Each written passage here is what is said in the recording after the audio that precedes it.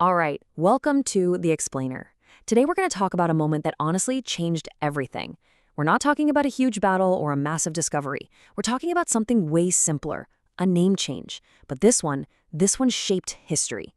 Okay, let's really dive into this quote, because this is the heart of the whole story. I mean, can you imagine? You're a 99-year-old man named Abram, you and your wife Sarai have no kids, and then you get this message. This isn't just, a friendly tip. This is a divine declaration, a promise about a future that seems completely impossible. So, what's in a name, right? Well, in this case, everything. This wasn't just slapping a new label on him, it was a total reinvention. Think about it. His old name meant something like Exalted Father, which is pretty respectable. But the new one? That was on a whole other level. So why the change? Well, you can't understand the name without understanding the promise that came with it. Okay, so let's talk about that promise.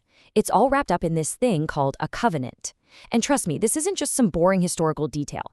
This is the entire foundation for everything that's about to happen. Now, the word here in Hebrew is brit, and it's so much more than a simple contract. You gotta understand, these ancient covenants were serious business. We're talking about something structured like an old-school royal treaty. It's less like signing a lease and more like a king giving a massive land grant to one of his most loyal subjects. It's a sacred, unbreakable bond. And here's what's so cool about this. This covenant, it didn't just pop up out of nowhere. It wasn't some divine monologue. It was actually a response to this real, ongoing relationship with Abram. A relationship that had seen incredible moments of faith, yeah, but also some pretty big moments of doubt. It was messy, it was human. Just look at the scale of this thing. The promises here are absolutely huge.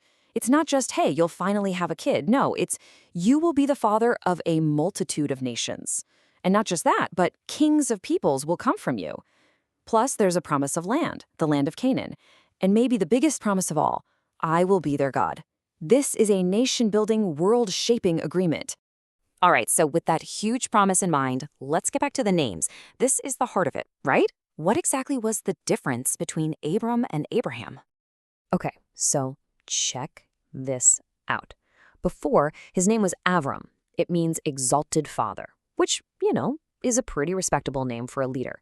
But then it becomes Avram, father of a multitude. See the shift? He goes from being a respected local figure to the patriarch of countless nations. His destiny is literally embedded right into his new name. It's who he is now. And get this, it wasn't just about him. This was a package deal. His wife's name changes too, from Sarai to Sarah, and the meaning is just as powerful. Sarah means queen or princess. Remember that promise about kings coming from them? Well, here you go. She is literally being named the mother of a royal dynasty. So you see, this is so much bigger than just a simple renaming.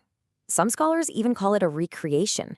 It's like their whole identity was being rebooted. Their future, their purpose, even their ability to have a child at their age. It was all being wrapped up in these new God-given names. They were essentially being reborn for this new destiny. Now, an agreement this big, a new identity this profound, it needed a sign. A physical, lasting symbol that would be passed down through the generations. And this is where things get really interesting. Think back to Noah. The sign of his covenant was the rainbow, something huge, public, for everyone to see in the sky. But Abraham's sign? It was circumcision. It was personal, physical, and permanent. It was a constant, intimate reminder of this promise, carried in the flesh of every male in his lineage. But, of course, the story doesn't just end there with a nice, tidy bow.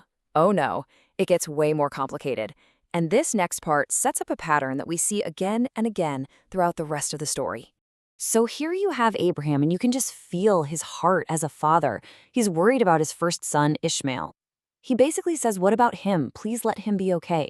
And God's answer is so nuanced. It's not a no. It's, I will bless Ishmael. He'll be a great nation, but my covenant will be established of Isaac, the son Sarah is going to have.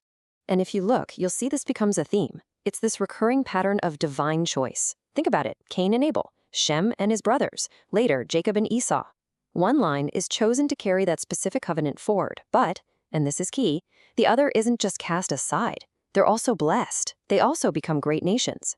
It's this fascinating dynamic of specific selection and a wider blessing happening at the same time. Which brings us to this final thought, and it's a big one. This entire covenant, the one that would shape nations, was given to a man who was 100 years old and who literally laughed because it sounded so absurd. So what does that tell us? The story of Abraham isn't about some perfect hero with perfect faith. Far from it. It shows us that a destiny that can change the world doesn't start with perfect certainty. It starts with a mix of hope, a good bit of doubt, and a promise. A promise so powerful that it can carry you through all of it.